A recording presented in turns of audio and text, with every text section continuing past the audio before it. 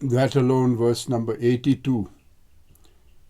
Like fire that emerges from churning sticks, the boundless discrimination that arises from contemplatives burns as the sun that has attained the firmament of supreme consciousness. To this, everything is fuel. Commentary. When you enter into silence, two things may happen. All the functions of the body slow down, and as a result, you might fall asleep. In this case, the inertial state is increased until the whole organism comes under its sway. On the other hand, the silence can enhance the intensity of the operation of the mind, because the senses are withheld from objects of interest and don't interfere. The entire energy of the body is directed to a single area, the reasoning faculty of the brain. If you cut open someone's head and look around for their faculty of reason, you won't see anything except a kind of greyish cauliflower. Under a powerful microscope, though, you can see millions of neurons with billions of synaptic connections between them. In normal activity, electrical impulses flow through this complex of cells. When your concentration intensifies, it is as if the cells are refusing to get stimulated or excited by their neighbors, and as a result, a whole series of excitements that might have happened in the neurons don't take place. If the general interest or the central principle governing the organism is in favor of being excited and not inhibited, there is a ready response. Scientists are unable to tell us why this is so. They don't know that when whatever is controlling the neuron, an imaginary supposition, does not give permission, it refuses to respond. But when there is interest, the whole system goes into activity. So we have two possible tendencies, either becoming alive to a situation or dead to it, either taking interest and accelerating or becoming disinterested and passive. The latter is a negative interest which causes inhibition. This is the inside story.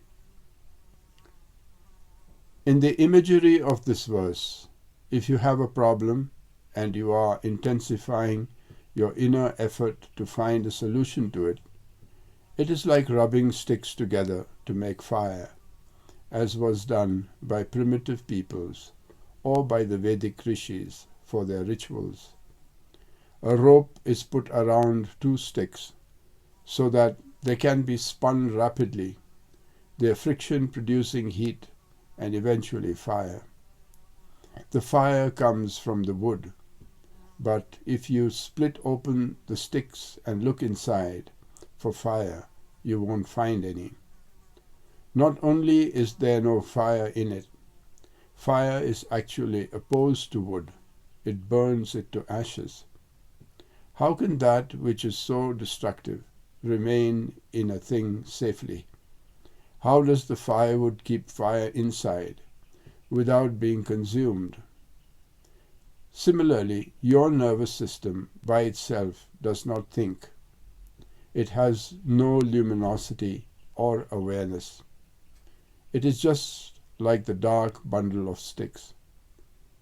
When those bundles are excited, like fire emanating from the wood, consciousness is emitted from the nerve cells, and you become aware of ideas. This is called arani, the wood that you rub. Kadanyu means to churn. You churn your mind, and when you do, there comes the fire of discrimination. Narayana Guru says the fire of discrimination can become boundless. It can shine forth in the firmament of consciousness as a great sun.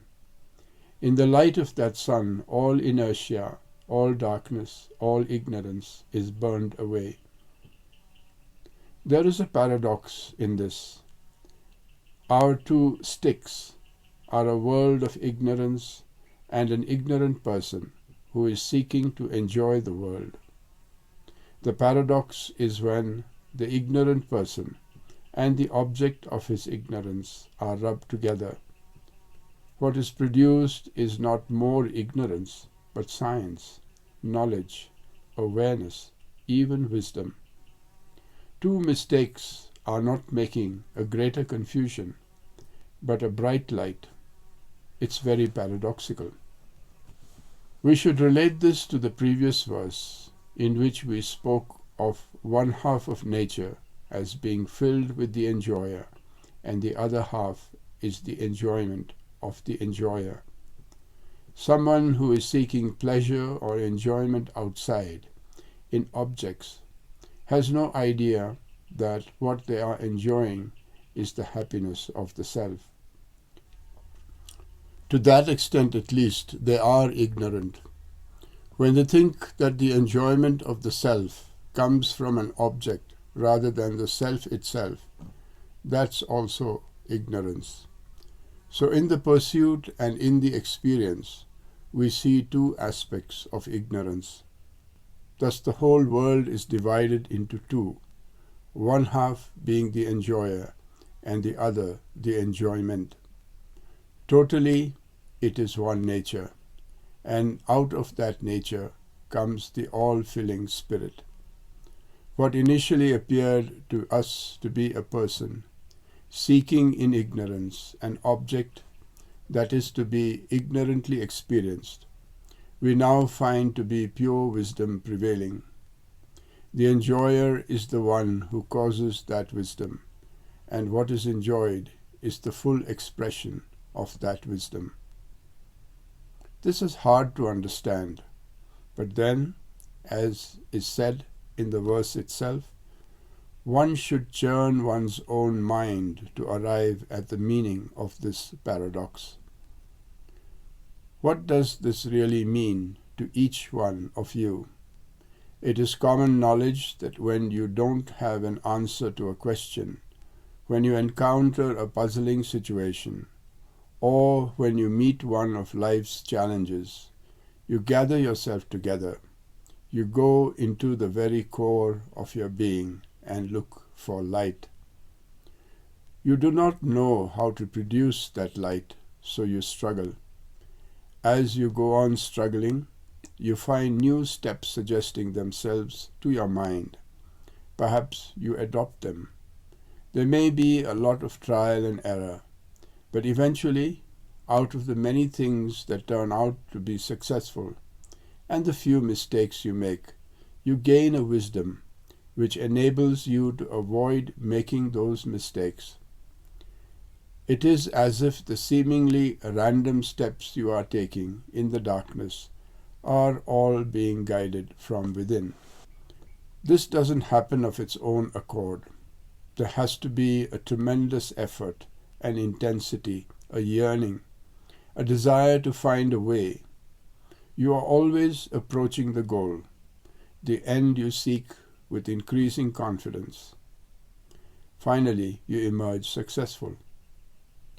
When your car refuses to move, you can't just ask it to tell you what's the matter. At first, you have no idea of what is wrong. You open the hood and look at the engine. You don't start dismantling the whole thing. You make some shrewd guesses, and you try out one after the other. Eventually, you are guided to where the problem lies, and you are finally able to rectify it. Here you are dealing with a totally ignorant mass of stuff. In you also there is ignorance.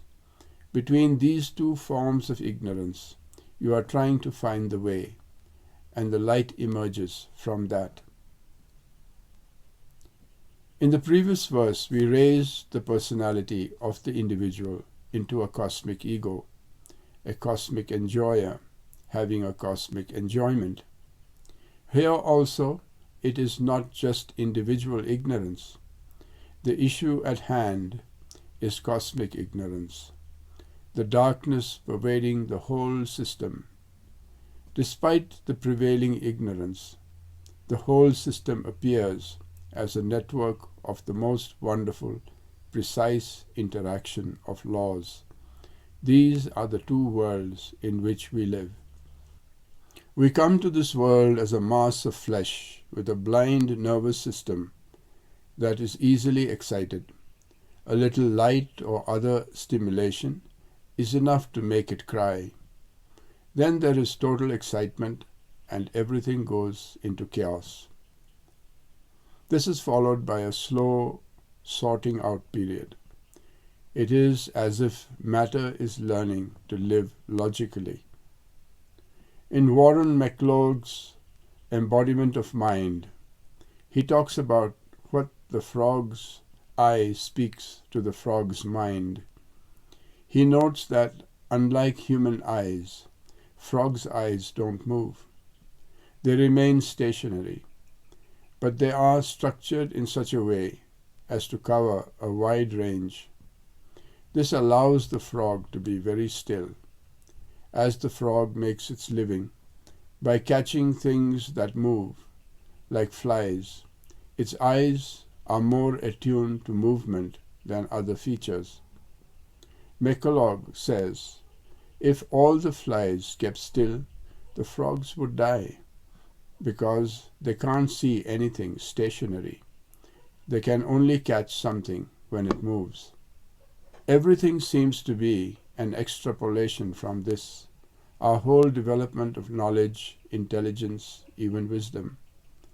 When there is a need for your organism to protect itself or preserve itself, that need becomes the problem. The solution of the problem is the evolutionary process of educating your blind nerves to find their own light. You begin from a very humble ground and bring light to it. It's just like in Cardinal Newman's prayer, lead kindly light amid the encircling gloom, lead thou me on. The night is dark and I am far from home, lead thou me on. Keep thou my feet, I do not ask to see the distant scene, one step enough for me. From the encircling gloom of matter, the biologic need to live asks for a little light. For that it has to struggle, and from that struggle light emits. This is what is implied when the Guru speaks of churning sticks. In the previous verse, everything was equated with nature. The seeker, the knower, the enjoyer, the doer. All are parts of that nature. And where is the enjoyer? Where the enjoyment is. The enjoyer and the enjoyment are not two separate things. The whole of nature can be considered as one enjoyer and one enjoyment put together. In this verse, the same thing is put in another way. The dark, inert mass of matter changes into the all-knowing consciousness. That consciousness knows even the law by which the frog's eye can speak to the frog's mind in such a way that the frog's sustenance can be secured. This is a verse which cannot really be explained verbally. In order to understand it, you have to first put yourself into the context. The context here is the struggle of life. If you see yourself as a bundle of nerves, muscles, and bones, each part alone means nothing. They have to be integrated to be functional. Nor can you find in anyone's brain a region that produces poetry or that makes them humorous or depressive. It's a total function. From your initial darkness, you have to find out the laws of the whole universe, its physical operation, biological operation, the psychological evolution that takes place in it, and the consciousness of higher values towards which we are moving. The discovery of one law leads you to another, and that to still another. Everything is part of one unified or unitive law. This doesn't mean you should study statutes and know all the rules and regulations. That's another matter. Here, your consciousness itself is the law. It is as if the law is revealing itself in the form of your own consciousness. You are gaining a transparency of vision of the whole universe, of which you are a part. Rather, you are the universe, and you are the knowledge of the universe too. When you come to this level, all single items of experience are like fuel for the fire of your understanding. That is why the Bhagavad Gita says, the fire of wisdom burns away all ignorance. And what is this ignorance we speak of? In Vedanta, ignorance is considered to be that which creates a desire. Desires create the visualization of ways to satisfy them. The visualization of means to satisfy ends initiates action. The idea of action builds momentum in you to act, and ultimately the action brings about an apparently new situation. As the new situation ebbs, it is replaced by a sense of loss, which in turn initiates another desire. From the new desire arises the need to have another action.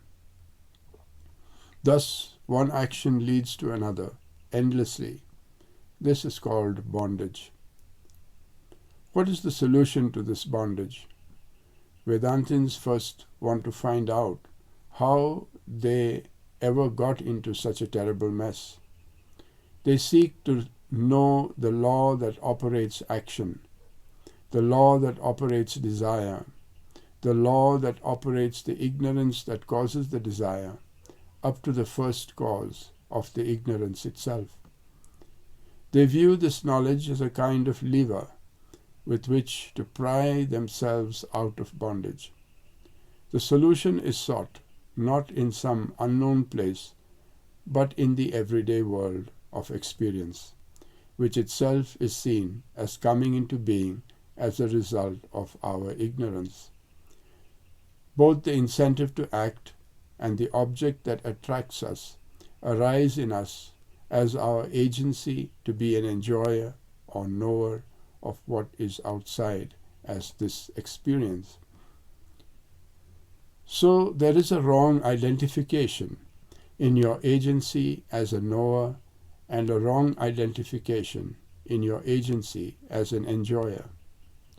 You go into meditation about it, into a search for it. The search has to be in the very field where the action is going on. You can't seek something by going away from it. It's in the experiential world in which everything is happening. So you go there.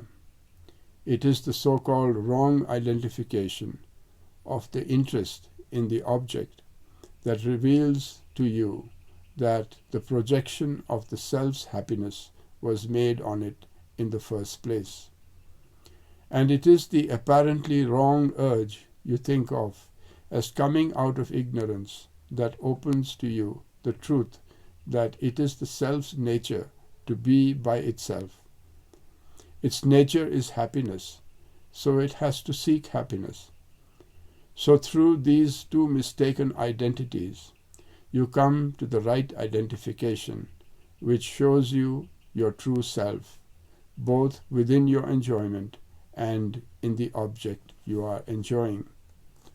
The only difference is the ignorance which has been surrounding it is no longer there. In the process, You don't run away from anything, nor is the world consumed in any fire of wisdom. The world remains as it is. You remain as you are, but you no longer have a smoldering problem in your mind. It has become a bright light. Another person may perform the same action or follow the same track with a sense of anguish, guilt, and sadness.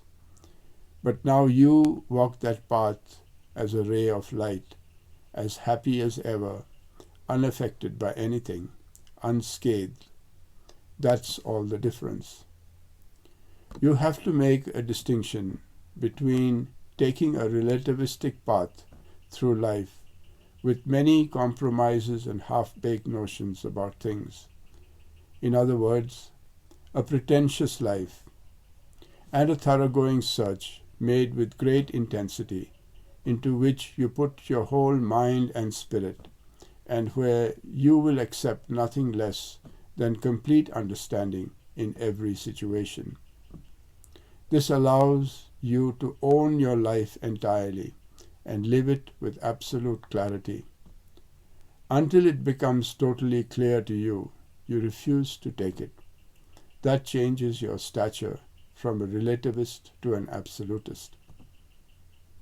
The contemplative spoken of in this verse is not just a person who sits in lotus pose in a room with his eyes closed, meditating, but one whose whole life is engulfed in the white heat of a meaningful search. The search can take any form, but it is its thoroughness, the intensity of the pursuit, and the minute details to which one's best attention is given in all earnestness that corresponds to the churning of the sticks. You don't slack up even for a second. If you do, the sticks grow cold again very quickly. You keep up your vigil with all intensity. That doesn't mean that you make it intense in a way that exhausts your nervous system. Intensity here refers to the interest that is created. Many interests are on the order of infatuation, and in the long run they deaden you. But some interests, like dedication to a great cause, don't blindfold you. Rather, they open your inner eye more and more in all directions. They make you far-sighted or insightful. They take you both to the depths and to the heights. They enable you to transcend both cause and effect. Whatever pursuit you engage in, art, literature, science, anything that is your first love or your dearest value in life, when that overpowers you and you are given to it entirely, your sticks catch fire. Your interest flares up until you become like a great ball of fire. Half of the world becomes your fuel, and the other half is the flaming fire. Though this consumption can be described as a great enjoyment, everything in you is consumed. Here, as in the previous verse, you have to move away from the position of being just a private individual living in a city with many other people where you have only a humble role to play. That may be true in society, but in the domain of your own spirit, you are all in all and the only one. Everything is an object of interest to you, a fuel for your fire. In the previous verse, you were the experiencer, while here you are the knower, and everything turns out to be your knowledge. The knower and the knowledge ultimately cannot be two. They are both aspects of the same knowledge.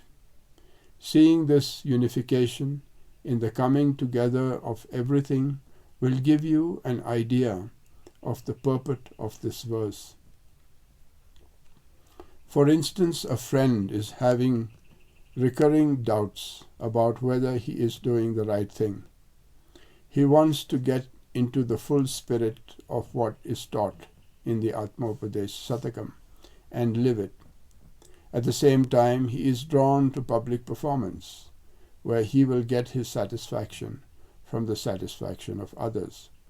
He is recognized by others as a person of great worth. His worth is reflected in their looks, their words, their expressions. They are like a mirror held out to him. By looking into the mirror of public opinion, he is convinced of his own value, and that brings him satisfaction. But occasionally he puts that experience on the side of ignorance and the word of the Guru on the side of wisdom. Then he struggles. He thinks, I should leave that and come to this teaching.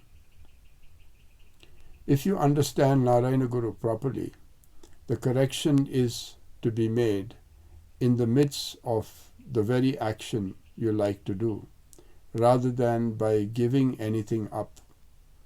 If you like to give performances, nothing is solved by no longer doing them. You are to use the stick of your own interests and rub them together until they emit the fire of wisdom. So how is our friend to look at the problem? He should understand that the public mind, which is giving him approbation, is not a different mind from that of the total consciousness to which his own consciousness also belongs. It's an extension of his own self. His mind and the public mind are like two hands coming together to do things efficiently, where one hand is not enough. He as a performer and they as spectators of the performance should not be viewed as a duality. The joy he experiences in trying to move them and the joy they experience in being moved by him is one. If he works to gain the best insight into the formation of their minds, so that his performance will have maximum appeal to them, while retaining a clear understanding of the whole situation, he is not just aiming at getting their applause or admiration. The whole thing has become illuminated. He is not searching for a black cat in a dark room where it is not, but instead is creating the very value he is seeking. In fact, he is the value. Then he sees that value in himself, in his performance, and in people's appreciation. There is no area left dampened, dark, unilluminated. Light is brought into all corners, making everything fully enlightened. Then he can say he burns there as the sun in the firmament of his consciousness, and everything relevant to the situation becomes part of that illumination. All is illuminated by his light, and he is the central piece of the whole experience. This can be true of anyone's life. When you do something half-heartedly, as a customary thing, a convention or a habit, you sink more and more into the morass of life's darkness. When you kindle a meaningful interest, light shines forth to illuminate the whole world.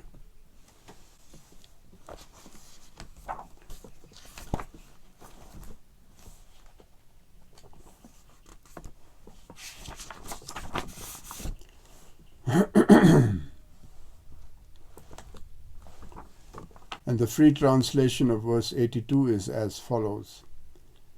Like the fire that comes from rubbing sticks together, a wisdom of great discrimination arises from the minds of discerning contemplatives. It flames in the sky of consciousness, burning everything as fuel.